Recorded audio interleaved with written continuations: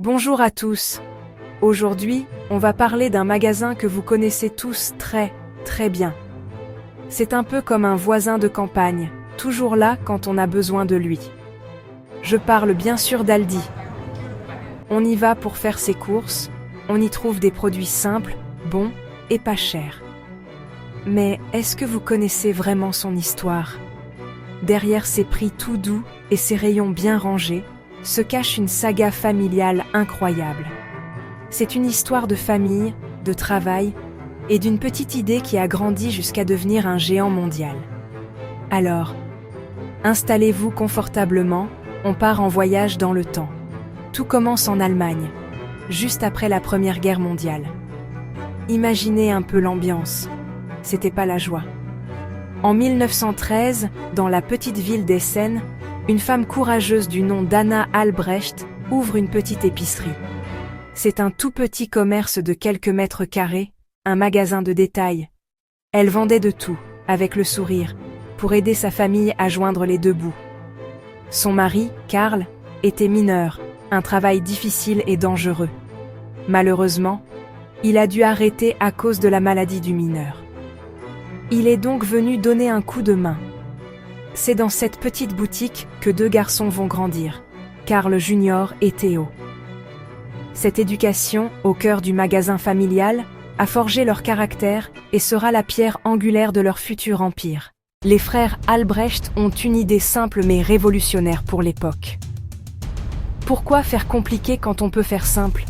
Ils observent les autres magasins et voient beaucoup de choses inutiles. La décoration, les grandes publicités, les rayons immenses avec des dizaines de marques pour un seul produit. Tout ça, ça coûte cher. Et qui paie ? C'est le client. Alors, ils décident de tout enlever.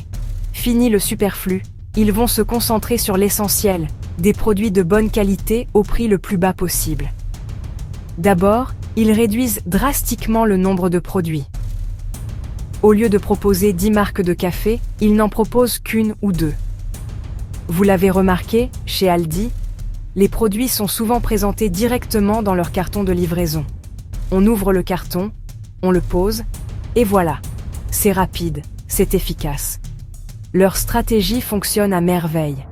Les clients affluent. Ils sont surpris au début par cette simplicité, mais ravis par les prix. Le bouche à oreille fait son œuvre. Ils ouvrent un deuxième magasin, puis un troisième. En 1950, ils sont déjà à la tête de 13 magasins. En 1960, ils en ont plus de 300. C'est une croissance fulgurante. En 1961, un événement majeur se produit. Les deux frères décident de se séparer. Mais en bons termes. Ils se partagent l'Allemagne en deux. Theo prend le nord, Karl prend le sud. Cette séparation est due à un désaccord sur un seul produit, les cigarettes. Le nom Aldi est adopté en 1962, contraction de Albrecht Discount. Simple, court, efficace. Après avoir conquis l'Allemagne, les deux frères ne s'arrêtent pas. Le monde entier est un marché potentiel. Chacun de leur côté, Aldi Nord et Aldi Sud. C'est Aldi Sud qui ouvre le bal. Autriche, 1968. États-Unis, 1976. Pays-Bas, 1973. France, 1988. Vous imaginez l'audace ? Partir d'une petite épicerie de quartier pour aller conquérir l'Amérique. C'est un peu le rêve américain, mais version allemande. Basé sur l'efficacité et les prix bas, le modèle est universel. Les chiffres sont vertigineux. Plus de 12 000 magasins, une vingtaine de pays, 4 continents. L'un des plus grands distributeurs alimentaires au monde. Chiffre d'affaires. Plus de 100 milliards d'euros par an. C'est plus que le budget de certains pays. Des millions de personnes entrent chaque jour. Partie d'une petite boutique à Essen, tenue par une maman courageuse. Et la France ? Arrivée en 1988, Aldi Nord. Au début, timide. Les Français, habitués aux grands hypermarchés aux rayons à n'en plus finir. Le concept dépouillé a surpris. Petit à petit, l'oiseau a fait son nid. Les consommateurs ont compris l'intérêt d'économiser sur le quotidien. Aujourd'hui, plus de 1300 magasins en France. Rachat de Leader Price. Acteur incontournable. Course de la semaine. Les fameuses offres du jeudi. Outils de bricolage, vêtements à prix imbattables. Succès basé sur les marques propres. Plus de 90% des produits sont des marques exclusives. Derrière cette machine bien huilée se cachent des histoires assez incroyables. Les frères Albrecht, par exemple, étaient connus pour leur extrême discrétion. Après être devenus milliardaires, ils ont vécu loin des projecteurs. Ils ne donnaient jamais d'interview, et il existe très peu de photos d'eux. Cette discrétion était presque une obsession. Surtout après un événement tragique. 1971.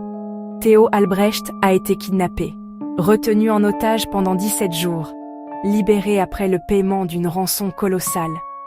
Cet épisode l'a traumatisé et a renforcé leur volonté de vivre cachés. Une autre anecdote amusante, les codes barres. Pendant longtemps, pas de scanner en caisse. Les caissières devaient mémoriser chaque prix. C'était un critère de recrutement. Elles tapaient les prix à une vitesse folle. Pourquoi ? Pour faire des économies. Et il y avait une autre astuce. Les produits ont souvent plusieurs codes barres, sur toutes les faces. Pas de musique en magasin. Pas de téléphone non plus. Toujours pour réduire les coûts. Pas de musique. Pas de droit à la SACEM. Pas de téléphone. Moins d'interruptions pour le personnel. Logique extrême, mais efficace. Chaque centime économisé, c'est un centime de moins pour le client. Philosophie depuis le début. Certains trouvent cela austère, mais c'est un respect pour le portefeuille des clients. Aujourd'hui, l'empire Aldi reste dirigé par les familles Albrecht via des fondations. Valeurs intactes, simplicité, efficacité, discrétion. De la petite épicerie d'Anna Albrecht au géant mondial. Histoire de deux frères avec une vision tenace. Une recette qui marche dans le monde entier. La prochaine fois que vous irez chez Aldi, pensez à toute cette histoire.